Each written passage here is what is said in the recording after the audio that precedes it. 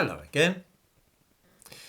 I expect governments to lie to us and deceive us if they can possibly do so. I don't get annoyed about that. It is the nature of the beast. It's what we expect governments to do. What I do get slightly irritated about, though, is that at one time newspapers and television channels delighted to catch out the government and expose their falsehoods and tricks.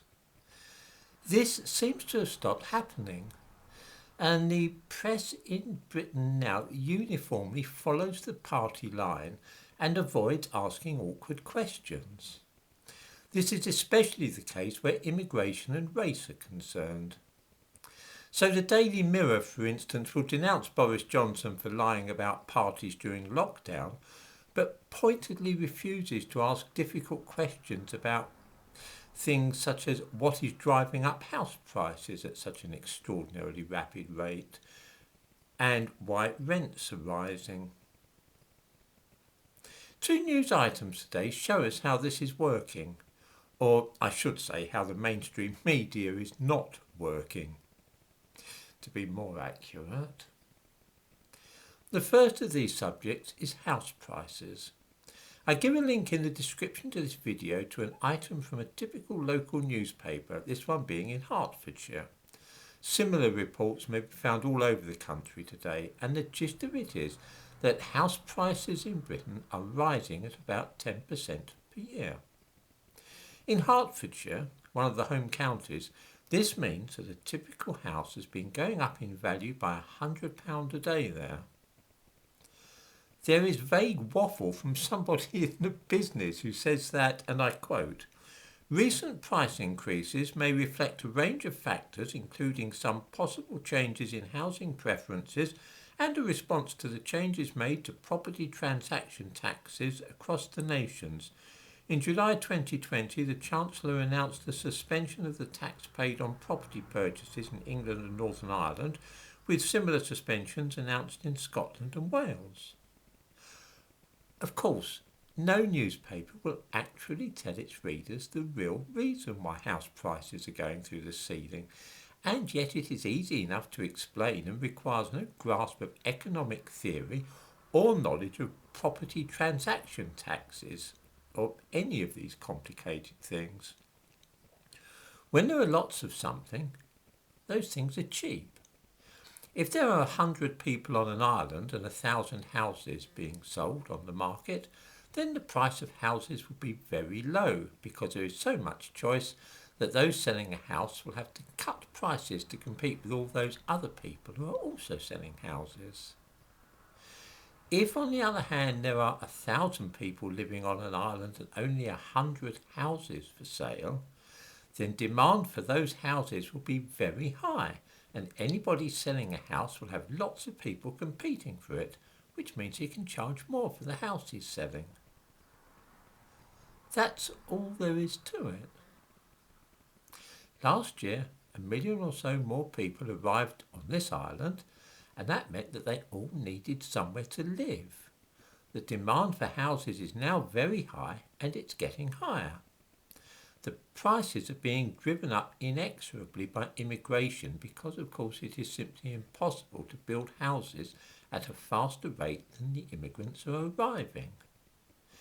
Everybody knows this, including newspaper reporters, but not one of them will say so out loud.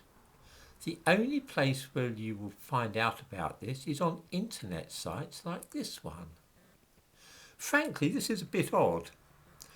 Whatever is happening to journalism in this country that an old gimp like me has to be the one to point out what is happening in the country.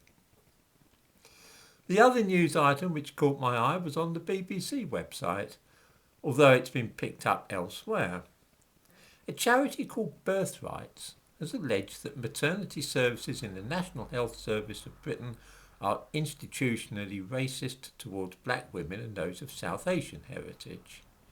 As evidence for this, we are told that black women are more than 4 times as likely as white women to die in pregnancy, and Asian women twice as likely. These figures are perfectly accurate, but have nothing at all to do with racism. or indeed race as such. Black people in Britain are the ethnic group with the highest rate of obesity. About 67% are overweight. This means all kinds of health problems, high blood pressure, diabetes, particularly gestational diabetes and so on. There is a direct correlation between the weight of a mother and the chances of complications during pregnancy. That's why more black women die in pregnancy than white women. They're fatter. With Asian women, a trick is being played. They're not fatter than white people. In fact, quite the reverse. They're usually thinner. The reason they're dying is quite different. The trick being played is that those more likely to die are specifically Pakistani mothers and Bangladeshi, not Indians. By lumping them all together and calling them Asians, it is hoped to conceal this fact. The reason that Pakistani and Bangladeshi mothers are more likely to die during pregnancy is that an awful lot of them have health problems due to inbreeding, which has been going on for centuries. 50% of marriages in Muslims in Britain are Muslims from families of Bangladeshi and Pakistani, I should say, are between cousins. That's half of them marry cousins, as opposed to 1 in 25,000 cousin marriages among white British people. The result of all this inbreeding is health problems and disabilities. At one time, doctors would scribble on the notes of such people PPP, which stood for piss poor protoplasm.